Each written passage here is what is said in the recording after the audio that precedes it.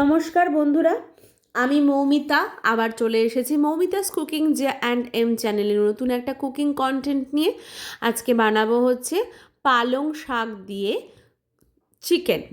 আমরা তো পালাক পানির অনেকেই খেয়েছি, খুবই একটা ভালো রেসিপি। আর পালাক চিকেনও ঠিক সেরকমই খুবই ফাটাফাটি একটা রেসিপি, ভীষণ টেস্টি আর অনেক রকম গুণ এর মধ্যে রয়েছে।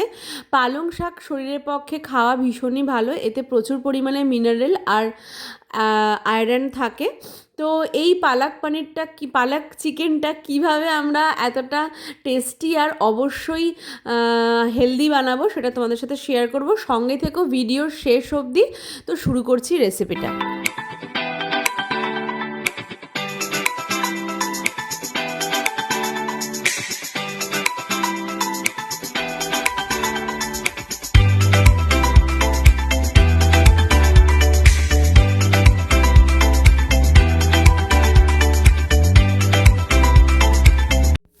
পালাক চিকেন বা পালং শাক দিয়ে চিকেন বানাতে অবশ্যই চিকেন লাগবে। আমি এখানে 1 কেজি 250 মতো চিকেন কিনে নিয়েছি আর ভালো করে ধুয়ে এটাকে আমি রেখেছি। এটা কিন্তু আমার খুব একটা বড় বড় পিস আমি কাটিনি, এখানে আমার মোটামুটি মিডিয়াম পিস করে কাটা।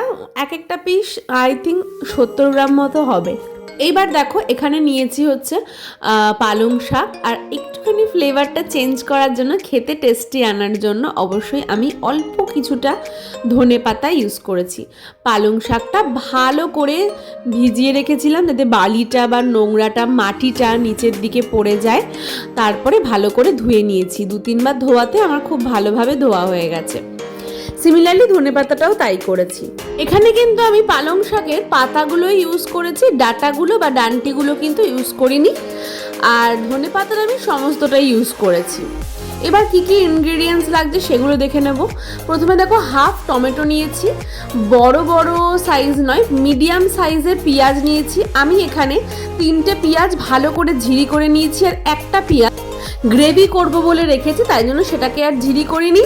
অল্প গ্রেভির জন্য পেঁয়াজ রেখেছি, কারণ হচ্ছে যেহেতু পালং শাক থেকে একটা গ্রেভি হওয়ার চান্সেস থাকে, তাই এখানে আমি 10 থেকে 12টা মতো কাঁচা লঙ্কা নিয়েছি। ঝাল বেশি খাই বলে তোমরা স্বাদ অনুযায়ী নিতে পারো। আর নিয়েছি রসুন প্রায় 10 থেকে 15টা মতো, আর আদা।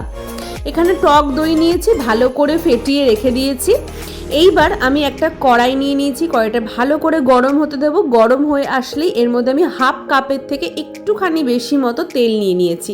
তোমরা চাইলে এই রান্নাটা সাদা তেলেও করতে পারো, কিন্তু আমি সাধারণত সর্ষের তেলটাই ইউজ করলাম। এবার তেলটা ভালোই গরম হয়ে এসছে, এর মধ্যে 2টো কাঁচা লঙ্কা দিয়ে দিলাম, একটুখানি জিরে দিলাম, সাদা জিরে দিলাম, আর যে পেঁয়াজগুলো আমি ঝিরি করে কেটে রেখেছিলাম সেই পেঁয়াজটাও আমি দিয়ে দিলাম।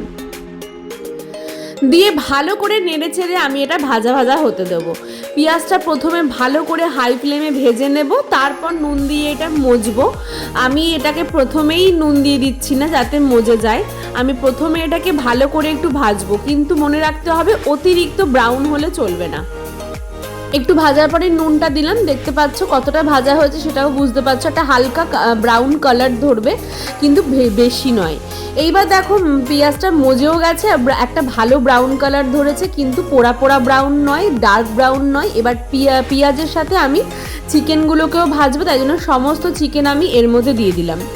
আমাকে অনেকেই বলে যে চিকেন যখন ভাজি তখন প্রচণ্ড পরিমাণে জল রিলিজ করে, তার জন্য আমরা ভালো করে ভেজে রান্না করতে পারি না, অল্প অল্প করে ভেজে তুলতে হয়। কিন্তু আমি এখানে 1 কেজি 250 মতো চিকেন মানে পুরোটাই কিন্তু আমি এখানে ট্রান্সফার করে দিয়েছি পেঁয়াজের সাথে ভেজে নেব বলে।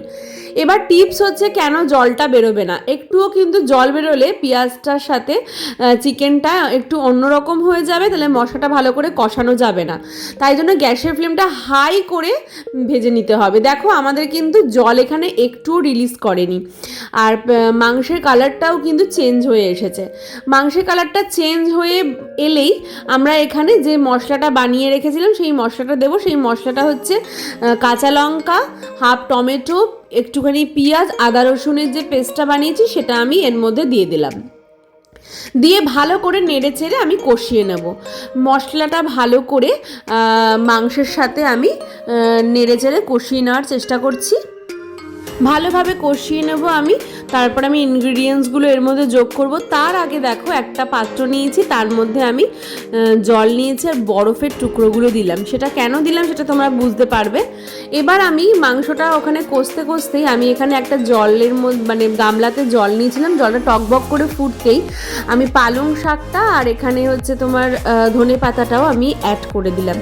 এটা আমার 2 থেকে 3 মিনিট মতো, মানে বেশি নয়, সামান্য একটু নেড়ে চেড়েই আমি এই পালং শাকটাকে তুলে নেব। অতিরিক্ত কুকটা আমি করব না, এমনিতেও শাকটা বেশি কুক করলে কালারটাও নষ্ট হয়ে যাবে আর জিনিসটা ভালো হবে না, ফ্লেভারটাও চলে যাবে, মানে এই যে পালং শাকের যে ফ্লেভারটা সেটাও আর থাকবে না। তো আমি এবার দেখো যে ঠান্ডা জলটা রেখেছিলাম সেই ঠান্ডা জলের মধ্যে আমি পালং শাকটা দিয়ে দিলাম, যাতে ইমিডিয়েট এর ঠান্ডা হয়ে যায় আর কালারটা যাতে চেঞ্জ না হয়। কালার যাতে একদম মিক্সিতে বাটার সাথেও যাতে চেঞ্জ না হয় তার জন্য বরফের টুকরো দিয়ে আমি মিক্সিতে এটা ব্লেন্ড করব। এবার দেখো আমার চিকেনটা থেকে জল বেরিয়েছে, কারণ যেহেতু মশলার একটা জল রয়েছে সেটা একসাথে মিশে গিয়ে চিকেনটা থেকে জল বেরিয়েছে। আমি এটাকে একদম লো ফ্লেমে কষাচ্ছিলাম যার জন্য জলটা বেরিয়েছে। এবার ফ্লেমটা একটু হাই করে দেবো, একে একে গুঁড়ো মশলাগুলো দিতে শুরু করব। হলুদ দিলাম 2 টেবিল স্পুন মতো, দিয়েছি হচ্ছে জিরে গুঁড়ো 2 টেবিল স্পুন মতো, দিচ্ছি হচ্ছে ধনে গুঁড়ো 2 টেবিল স্পুন মতো, আর দেবো হচ্ছে নুন, আমি স্বাদ মতো নুন দিলাম, আর দিচ্ছি লঙ্কার গুঁড়ো। লঙ্কার গুঁড়ো আমি একেবারে প্যাকেট থেকেই দিয়ে দিলাম, এটা আমি খুব একটা ভেবে চিন্তে মেপে দিইনি, যেহেতু কাঁচা লঙ্কা প্রচুর পরিমাণে রয়েছে তার জন্য আমার মনে হয় এখানে 1 চামচ মতোই লঙ্কার গুঁড়ো দেওয়া হয়েছে। দিয়ে ভালো করে নেড়ে ছেড়ে ফ্লেমটা হাই করে কষিয়ে নেব, যাতে মশলার কাঁচা গন্ধটাও চলে যায় আর খেতেও যাতে খুব ভালো হয়। কষাতে কষাতেই দেখবে যে এটা থেকে একটা তেল অলরেডি ছাড়তে শুরু করে দিয়েছে, তখনই বুঝে নিতে হবে আমার কিন্তু এই চিকেনটা কষানো হয়ে গেছে।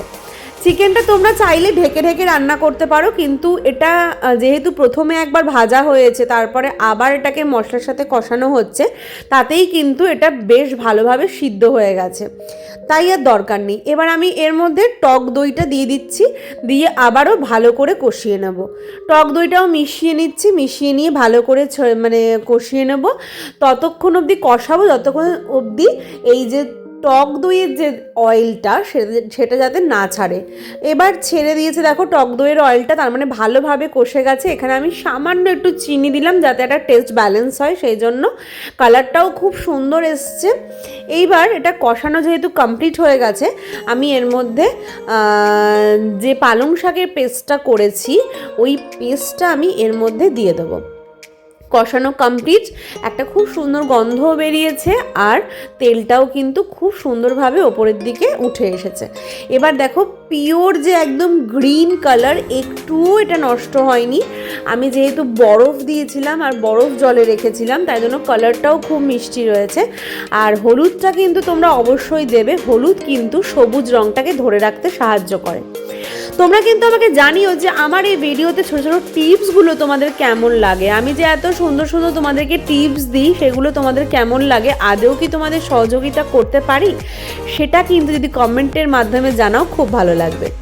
দিলাম 2 টুকরো বাটার আমার শেষ হয়ে গেছিলো তাই জন্য আমি ছোটো ছোটো 2টো কিউব কিনে এনেছিলাম, সেটাই আমি এর মধ্যে দিয়ে দিলাম।